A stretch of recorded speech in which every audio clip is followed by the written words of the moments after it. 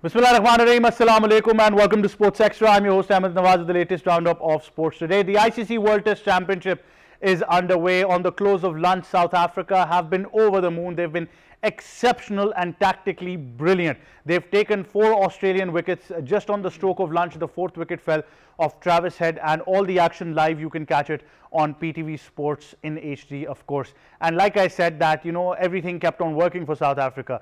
Overcast conditions at Lord's with the Duke ball. They won the toss, which was, I think, critical in a final like this, and they opted to bowl first. And the slip catching has been amazing. Credit to Kagiso Rabada and Marco Jensen for hitting the right areas. They've just been brilliant. Steve Smith still stands as the lone arranger. All the action right now, you can watch it once again live on PTV Sports HD. We'll keep updating you. Like I said, Steve Smith is what stands now in between South Africa's tactical brilliance that we've seen. The first session before lunch has truly belonged to them, but it's going to be very interesting how they handle Steve Smith now, because that wicket, I think, will surely dent Australia with the likes of Alex Carey and Beau Webster to come after this as well. It's going to be interesting to see. But tactically, we'll analyze this game. I think the stakes of the final are ever so high. And South Africa, although I don't appreciate that 99.9% of the articles of everything that I read were in the favor of Australia. They've been treated as underdogs, the South Africans, but they're here in a final and they're here to win. So I think we should obviously appreciate that. So we're going to be talking about that as well. Time now to introduce the guest. First of all, in studios joined us international cricket commentator, broadcaster, presenter, our sports expert and fellow anchor K Asif Ahmad. Assalamu alaikum. How are you? Walaikum assalam, Ahmad. I'm fine. Thank you very much. Thank you very much for joining us. Also joining us is sports expert Malik Usman Ahmad. Assalamu alaikum. How are you? Walaikum assalam. I'm doing well. Thank you very much for joining us as well. Now, I think much going into this test match that we're talking about, and like I said, we'll keep on sharing the live action with you courtesy of PTV Sports, but we at PTV World will keep updating you with the latest scores as well. So far, Australia need a rebuilding phase and they need Steve Smith to go on to a big score as well. But tactically, I think South Africa, like I said in my introduction as well, that they've been brilliant. K Asif Ahmad, I think a great first session for South Africa, and Temba Bavuma as skipper. Well, the way they won the toss and they have opted to field first, that was a very good decision to put pressure on the Australia. And then, of course, Kagiso Rabada, as you were telling in your intro, and we had discussion before that Kagiso Rabada would be the key player for the South Africa, because it's the matter that how you take 20 wickets. And when you talk about their tactics, coming up with the 3-4 slips, and then of course their catching was superb, absolutely brilliant, especially the catch of Manas Lebushin, Aiden Markram, absolutely remarkable effort there. And then Kagiso Rabada, not only focusing on one key that you're coming around the stumps to Usman Khaja, but he was bowling on the 4th stump, a bit of closer to the body, and trying to push the player to go for the drive or on the back foot. So I think that was a very good technique from the fast bowlers like Kagiso Rabada, and as we discussed before, that they've beaten England with an innings in the same ground, and Kagiso Rabada got 5 wickets in that match as well, and he was the player of the match. So rightly said by Ahmed Nawaz that everybody was talking about that the Australia's favourite, and they were talking about not only the bowlers but the batters, that they're in good form apart from Usman Khaja. Usman Khaja is not in good form from last couple of years, as we observed that he is struggling, especially struggling against the deliveries like he faced against Kagiso Rabada. So a very good session. I think that now they're in pretty much in the game. Now the key is that they should try to restrict them under 200. If Australia get out on around 200, 210, then South Africa will be in good position, because they will have to face Mitchell Starc, Pat Cummins, Josh Hazlewood. They have very good bowling lineup, but still Stephen Smith is there, as you said, that the Alex Carey factor, and this is Australia. They don't lose confidence. You see their enthusiasm. Still, Stephen Smith is playing a very positive innings, and whenever we talk about that, the guy who scored more than 10,000 test runs, he has plenty of abilities to do something extra in every danger situation. And though South Africa has started very, very well, it's an ideal start for South Africa, but still I'm with Australia, because they got some good players like Alex Carey there. He has an ability to score down 50, 60 quick runs. And then Steven Smith is still there. Bahuma's not going to appreciate you saying that, but they've been tactically brilliant, South Africa. Let's give it to them. But I was mentioning this as well, that the real test is once again going to be between the South African batters and the lethal Australian bowling lineup, because they're playing to their strength.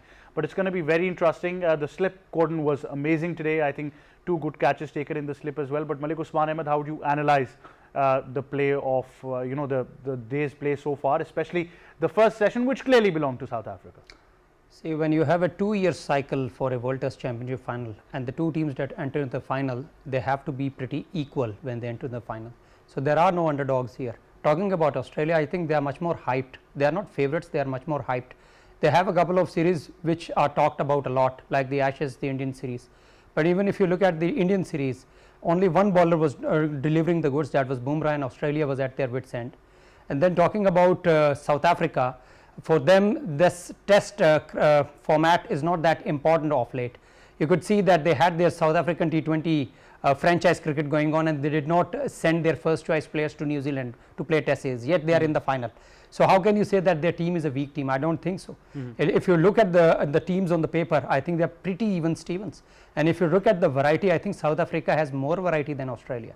If you talk about the Australian batting lineup, very, very tricky top order, as the Australians themselves said.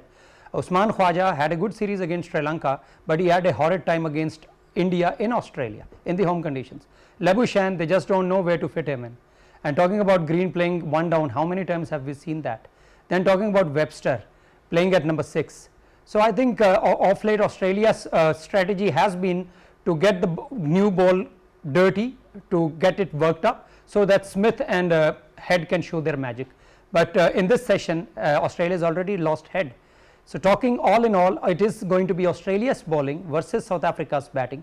But I think South African bowlers are equally potent as far as Australian bowlers are concerned. It is going to be very, very equal battle, and it is going to be a battle of tactics. It is going to be a battle of cricketing minds, and it is not just going to be battle of good batting or good bowling, because both teams have good batting, bowling and fielding, and we have seen how South African fielding has been. They have been remarkable in the slip cordon, and the wicket keeper is outstanding, as we all know. I think apart from Jansen and Rabada, Mulder has been outstanding. They still have Maharaj to bowl, probably more in the second innings than the first. So all in all, it's pretty even Stevens in the beginning, but now it is for South Africa to lose this test match. It still has a long time to go in this game, but Australia is in trouble and South Africa have their tail up. Absolutely, and I think it's really going to rely on how they handle Steve Smith at the moment, because he's there to score runs. We know the kind of character that he is, and I think K Asif Ahmad, it becomes a very important wicket, and of course him batting at number 4 becomes the balance between that lower middle order as well. Well, Ahmad, this partnership will definitely very crucial for Australia, and that's why Bavuma brought back Kagiso Rabada, and he's bowling so nicely if we're just watching those visuals. And Webster, we were talking about, see that he didn't play test cricket much, only this is his 3rd match. But when you see his first class career, more than 100 first class games, and that's why Australia was pretty much confident to pick him, because he has plenty of experience playing this 4-day, 5-day cricket. Well, and Kagiso Rabada and his colleagues, they will be eyeing one key wicket, and that is Steven Smith, because he's around 40, and let's suppose if scoring more 10-15 runs, then he'll get more confidence. Then it would be really difficult to get him out, though Keshav Maharaj is there, but he's pretty much lethal against spinner as well. I was just checking that his stance in today's game, in the final of the World Test Championship, if you see that about how he is shuffling, he is chasing the swing, and his technique is very good, going towards off stump and then chasing the ball and then chasing their swing. Well, that's what happens with that as well. That odd one that comes in, then you're exposed to that as well. I think that because the ability Jansen has, and I thought it was somewhat of tactical confusion for me that Jansen was coming round the wicket to right-handers. Well, I thought over the wicket would have been more successful. Yes, I agree with you. Why you're changing too much early? I mean, you got 4 wickets. There is no need to show any sort of pressure. That the Australian, they're under pressure. So come up with your plan that you guys are executing well. You have taken 4 important wickets. That Usman Khaja, Marnus Labuschagne, and then of course that when we talk about that, what happened with the Australian management, that they asked Cameron to come on number 3. I think that wasn't a good decision. And he lost his wicket early on because Jensen, he was bowling so nicely with the Kagiso Rabada. And right before the match, we were discussing about the factor of Lungi Nagiri. That he's the kind of bowler that, I mean, you know, that he bowls wicket to wicket. His pace is not express pace. But even then, when you got 4 wickets, these kind of bowlers, they could pick wicket and they could break the partnership as well. So, so far, South African impressive. But once again, the factor of Steven Smith would be really crucial, isn't it? Well, it is, and I think not today, not tomorrow, but for long. I think Malik Usman Ahmad would probably analyze it. Steve Smith has been probably one of the main reasons of Australia's success in their batting order as well. That when we talk about this, but we're going to come to that point particularly. Joining us now on Sports Extra, senior sports journalist Syed Haider. Assalamu alaikum, sir. Welcome to Sports Extra. Walaikum Assalam, Ahmad. How are you? I'm very well, sir. Thank you very much for joining us. Your analysis of the World Test Championship final so far, it has belonged to South Africa. The first session in the play right now, they've gotten 4 odd wickets, but still a long way to go. Yeah, absolutely. It's a very good session for the South Africa. They have bowled very well. The pitch is responding very well. Normally, the Lord's wicket is not like that. But today we have seen that pace and bounce. It's exactly what they were expecting. And they have a very good toss win today. Now, what is the matter is that how the Steven Smith, he will bat because all the responsibilities on the Steven Smith. At this moment, Australia is facing some problem. All 4 good batters, they are in the pavilion.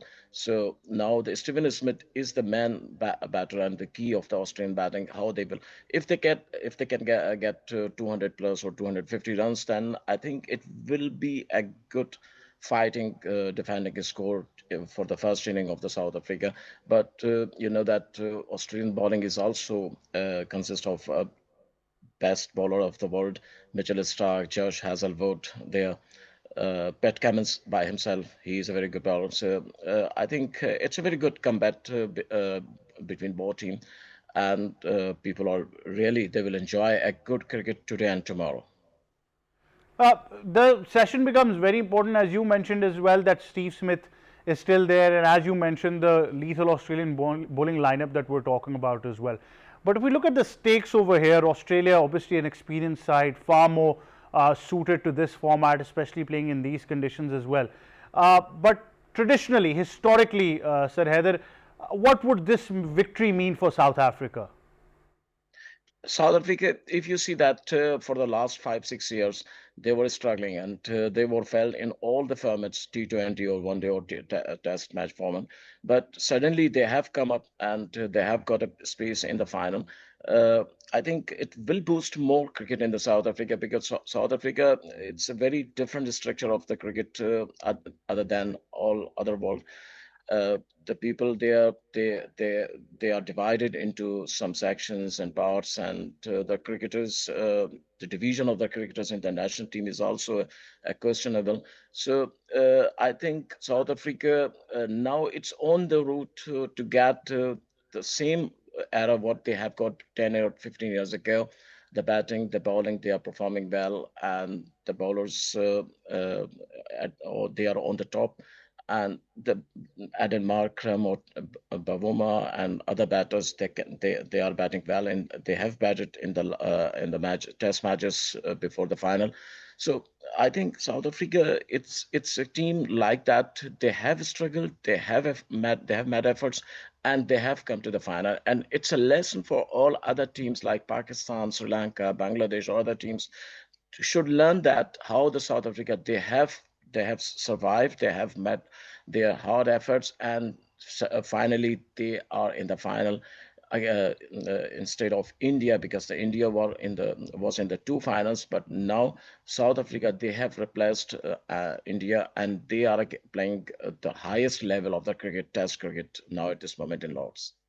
Well, certainly, and I think it's a whole generation that gets inspired as well. But before moving on tactically, once again, live images. You can catch all the action on PTV Sports HD. South Africa versus Australia, the World Test Championship final at the home of cricket, Lords, continues. And if you want to watch all the action, you can tune into PTV Sports. We'll keep sharing some visuals and images with you as well.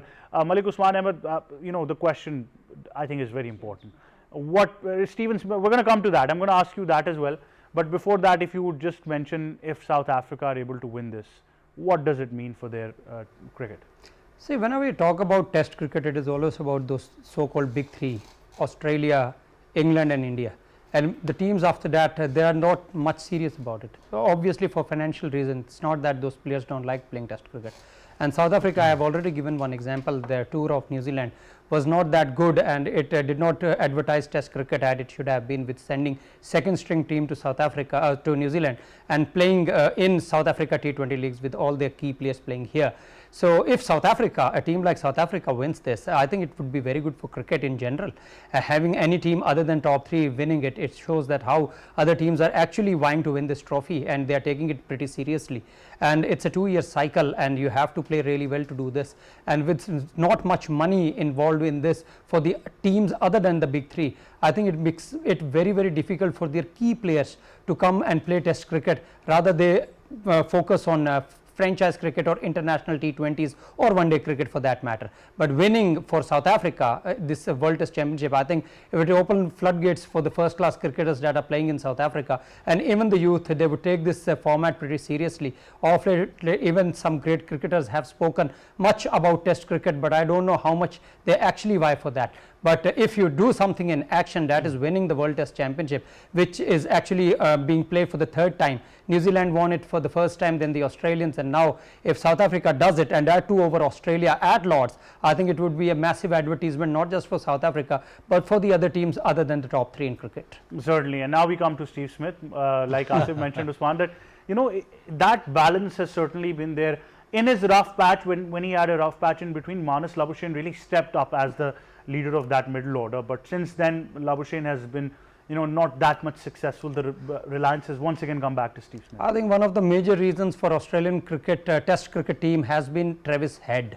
It's not been Smith or Labuschagne for the past couple of years. It is Head who has actually won them many titles. Even the World Test Championship final last time around, it was Travis Head actually who took the game away from India. Even then Australia was 80 odds for 3, and then it was Smith and Travis Head putting up a partnership of 285. So that took the game away from India. I think scoring a bulk of the runs and scoring it pretty quickly becomes very important. But what Smith did was, I did not understand for the past few tests, he wanted to open, and that has not been successful certainly, and he has reverted back to his original position of number 4. Stephen Smith is a world-class batsman, no doubt about it, and he scores plenty of runs. It's not that he fires once or twice, but he does. Once he gets going, it is very, very difficult to stop, and he scores daddy hundreds as well. And playing at number 4, it is actually a bridge between the lower middle order and the top order. So his stay in this innings is going to be very, very massive, because we can expect a good innings from Webster and Carey, but taking Australia from a difficult position to a very reasonable position, it has to be Stephen Smith, who has to play a very big innings. At least 100 or 150 would suffice for Australia. Well, I think this is the kind of pitch and the kind of conditions that can surprise most oppositions with the target they have in mind. Yeah, you have to be technically very correct. Stephen Smith has a very odd style of batting. He's not that conventional, he does not have that conventional guard. He usually comes to the off stump, gets picked for his LBW. We saw in this inning as well, he only survived because of the umpire's call against Jensen, and he has been surviving. That is good news for Australia, that is very important. But he's someone who shuffles across his stumps a lot and in the crease as well. So that creates a bit of headache for the bowlers as well, because he does not bat in a conventional style. But in this kind of pitches, you have to have value for your shots. You have to pick the bad balls. You cannot play every ball. That is where that metal that you are made up of and your mental strength comes into picture. It's a very good advertisement for Test cricket. Yeah, absolutely. I'm going to say something and K Asif is going to laugh at it, but I think simple formula: have Janssen ball over the wicket, get a leg slip, a leg gully shot mid wicket, and a silly right there in between, and let him shuffle as much as he can, but ball him as full as you can. Into the stumps. Yeah, into the stumps, and with your mid on at sort of a silly mid-on position, a bit wider as well. I wish Bavuma could have listened this, to be honest. That I'm just telling you that's the only way you can achieve. No, I strongly agree with you, and see that this is called awareness. This is called, you know, that you have this kind of strength, that the Bjornsson is bowling so nicely, and just try to focus the weakness of the batter, and that's it. This is all about, you know, test cricket.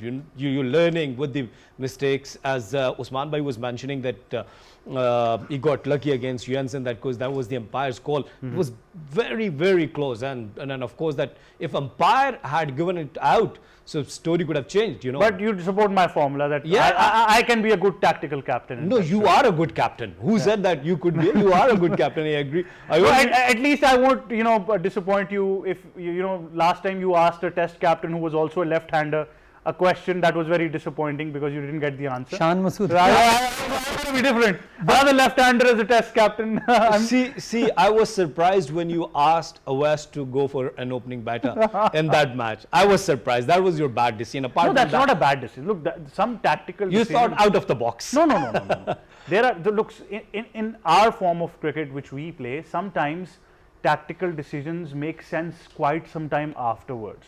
So sometimes if you want to get rid of someone very quickly, so you make it. No, but I'm not. He's with the football team, so they already lost. Tough luck to Pakistan. Yeah, we're waiting for him to come back. Yeah, We've got lots to say to him as well. But you know, he's criticized me often that the only reason he's not performing is because I don't send him on his natural position of opening. And what's that actually? He says he loves fast bowlers, so that's what I did. That's what I said. Go have an opportunity. Well, Ahmed, coming back to that, I don't want to discuss that. But coming back to this test match, you guys could disagree with me that in the captaincy of Hansi Crony, I think that was the best South African team which we had, and after that Graham Smith, of course. Graham Smith, yeah, right. The best team. So yes. and but they didn't win any ICC win. But this is a big moment for South Africa cricket because they've qualified for the final. As Usman bhai was mentioning, it's not. It's a huge achievement. You see, you are playing a big game and the marquee wins final, and in the start of the match, now the people, they've started thinking that yes, that what we were thinking right before the day of the match, it could turn the table. And the way they bowled in a very first over, that was of course brilliant. But now this is Australia. You have taken 3 wickets, 4 wickets. It's not an Asian team that they will lose the confidence and you could get them out under 200. And I was watching this match with my friend and he said that don't worry, they will touch around 250. And if this partnership will go around 70-80 runs, then you could see that they will go towards 300. And if Australia could manage to touch 300, I think then South Africa. 300 is a big score on this pitch. Yeah, this is what I'm saying. So that's why, Bavuma, please listen to the Ahmed Nawaz, what he's telling you, that these are the fielding positions. Here you could get the wicket, and Lungi Ngidi could break the partnership. Absolutely. I think that might be a very important phase in the game as well. But Sir Haider, obviously, I think this is the kind of wicket, if you're hypothetically scoring 300, you've already won a test match. I don't think that the batters, they can get 300 plus runs on this wicket because the wicket is responding too much to the fast bowlers, to seamers. And you know, in England, 300 runs, 300 plus runs, always a bigger score. We know that Lord's wicket is supporting for the batters, batting supporting wicket always. But still today we are seeing that it is supporting the bowlers at till this moment, and the batters, they are struggling against the fast bowler seamers. No doubt, the bowlers, South African bowlers, they are bowling very well. Rabada or Janssen, they have bowled very well. Ngidi bowled well. So, no doubt, but still, I would say that this pitch is not likely to be for the 300 plus runs. It will be below 300. And maybe it can get some changes in the third and fourth day, but it's still I'm doubtful that if they can go 300 plus runs, Australia. Their bowlers, South African bowlers, Sir Haider, had I think very important advice from Stuart Broad, who's been highly successful on this ground as well. He was part of the Pro Teas camp as well. Yeah, absolutely. If you see this bowling side of the South Africa, what they have played in the Test matches before the final, this is the best trio of the fast bowlers of the South Africa, and they are in a very good form. They have been prepared very well for this final. This is the matter that Australia knew that we are going to face another very different bowling attack than India what they have faced last time in the last final. But in this final, they have to get really they have to show they are very hard batting skills. Otherwise, they cannot bat easily. Well, certainly. But Sir Haider, if you tactically analyze the Australians, they've made I think, a change that could have gone anyway. It's sort of like a gamble that you have Marnus Labuschagne opening the innings and bringing Cameron Green at number 3. And now, Yeah. with my idea, I thought probably if they wanted anyone to open, Sam Constas would have been better, considering Green's form, and they should have let the middle order be. How would you see this decision? This is very strange for me that Labuschagne is going to open. That it means that you, in all the Australian cricket, you are not finding any established opener like David Vaughan or Matthew Hyde, and they were there. And now at this moment, it's a lack of the batting openers, I think, in Australia. But because a middle order batsman, Labuschagne, he has played always in his career on the number 3 or number 4, 5 numbers, and now today he has to bat for as an opener. So it's very strange for me because Labuschagne is not an established opener. Even he's in first class domestic cricket in Australia. He has not opened any, never he has now opened. And now today in the very crucial, very vital, and very important match in the Test ICC Test cricket final, and Labuschagne as an opener to face, it's really a very new for me. What is the reason behind? I don't know, but I understand that Pat Cummins and the team management, they were not they were seeking only the experience for this final. I think I understand only that. Otherwise, they had to go with the Sam Constance, the new one, the young man who has played against India, and he's a very good. Established opener in the domestic cricket, young blood, but it's still Australia is relying and depending upon only the experience. So it means that they have some fear in the mind in anywhere. Well, you are very unlike Australians, but I think maybe I would believe Malik Usman also supported the fact that Sam Constas could have been a better option, but I don't know what probably maybe they're trying to add another batter in between Malik Usman Ahmad, just with Labuschagne opening the innings. See, the only problem what I see now is that if Green was playing as an all-rounder, he's playing as a batsman, he's not going to bowl until October. So the options that were now to them was to play Labuschagne as an opener, because Green was certainly not going to open. Smith wanted to open, now he has been slotted back to number 4. Webster is not an opener, so you did not have many options to go with. Having Green in the side as a batsman, it's a huge risk, and he used to play at number 4 when Smith was opening the batting. So he's not comfortable batting at number 3 or opening. As far as Labuschagne is concerned, he has 200s in first class cricket as an opener, one with Glamorgan in English conditions. So he was the only choice left to open with Usman Khawaja. But I do agree that how can it be that Australia, that much fancied Australian first class cricket, does not even produce one opener who can feature in this World Test Championship final, or at least you can trust your openers who have been doing well in the recent games. Why not Constas? He can be the X factor. You wanted to bring him to take on Bumrah and disturb his rhythm. Why not bring him here and score quick 30-40 runs and put the South Africans on the back foot? If he fires, he fires. But as far as Labuschagne is concerned, he has not been firing for the past 2-3 years, and he is struggling a lot even in his best position. So how can he do well as an opener? That was very surprising for me. He plays good spin really well. He is good at fast bowlers as well. But playing as an opener, again brand new ball with the fired up Jansen and Rabada in this testing conditions, I think you wanted to kill Labuschagne's career. These are some of the things that we do at Pakistan cricket. I'm surprised how Australia have managed to be inspired by us at the moment. Well, Ahmed, let's sort out this conundrum that what happened, as Haider by Usman by everybody is saying that they didn't find a single opener. What happened with the Australian cricket? I think that after the retirement of David Warner, because he was an exceptional opening batter in all the formats and the way he played for Australia.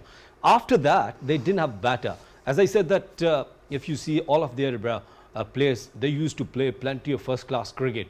They brought Webster after 100 first-class games. So it means that they have big talent on the other side. They do not have a good opener batter. See, I don't agree that they have good talent. They have more experience after playing so many first class games. It doesn't show that they have a lot of talent. They are no Mike Hussey playing in this first class in Australia now.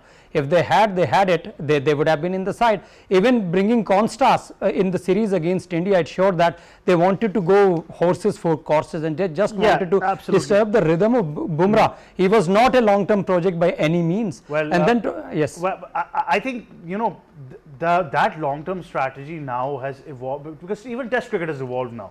So I think you have to really work on horses for courses, the condition to condition strategy, which really suits you. And probably I think with this kind of condition, I think I agree. But so far we've got Ngidi trying to bowl as disciplined as he can. There was a half volley outside the off stump hit for another 4.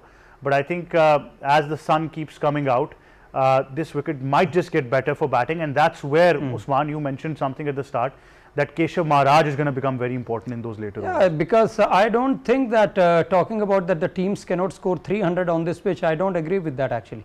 First innings I am doubtful because there is a lot of fresh grass on this wicket and you're getting that swing and bounce and cutting of the pitch. The pitch is responding to you. But once the sun is out, I think it will be a good batting service. Historically, Lords has been a very good pitch for batting. But having some grass on it, it only gives that advantage to the bowler that it will have a good carry for the whole 5 days. But that doesn't mean that you are not going to get a high scoring game in this. But I think South Africa, you shouldn't take credit away from South Africa in this test match. They have been superb. They have taken the chunk out of Australia's might, and that could actually be a benefit for them because they had a good toss to win. But once the South African side comes out to bat, I think that Australia will have to bowl out of the skin to restrict South Africa to a meager score, because I think once the sun is out, this overcast conditions are lifted, I think the pitch will be very good for batting. Absolutely, and South African batters, for a fact, I know, like to score runs. They're not going to get bogged down.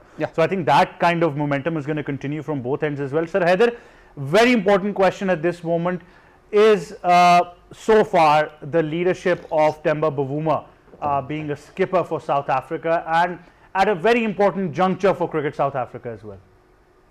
Absolutely. Very calm, very calm, composed, and very good, very well focused to his captaincy on cricket. He's like a person who doesn't see right and left, and just only on his portfolio. He focuses on his portfolio. He concentrates on his character, what he has to do in the field, and to play his role positively. That is very important for a captain, because we have seen some captains in a current era that they were involved in some other type of things than the cricket. And Bavuma is like a person who is always involved only in the cricket, and what is going on out off the field, he has no interest and nothing. He's involved any type of the conflict or something. And secondly, what really I like Bavuma's strategy, he is very calm in the field. He never like a person that who's calling extra appealing and something, and something extra, his zealous mode, something I have never seen. I've seen always very composed, very much according to the situation. He reacts according to the situation, and never he is aggressive in the field. That is very important for a captain like Pat Cummins. Same like Pat Cummins, but other captains, if we see Indian, Pakistan captains, I'm sorry to say, they are involved in extra appealing and aggression or something like that. But Bavuma, I would say that he is the best captain at this moment, all the Test cricket teams in the world nowadays. Absolutely. Well, thank you very much, Sir Haider, for joining us on Sports Extra. I think Sir Haider has rightly put it. He's a fighter. Bavuma is a fighter. He's going to take that Australian bowling and sledging head on, and it's going to be very interesting. Don't forget the history that these two sides have between them as well. We remember that sandpaper scandal as well, whatever happened. They've had really aggressive test matches before this as well, and I think it's going to be very, very interesting as well. But in this cause, K Asif just highlighted that Steve Smith has managed to score his half century, so he's on song at the moment. But nonetheless, this fantastic test match is going to continue. We're going to watch all the action live on PTV Sports HD. Thank you very much, K Asif and Malik Usman, for joining us. That wraps it up. It's goodbye for now.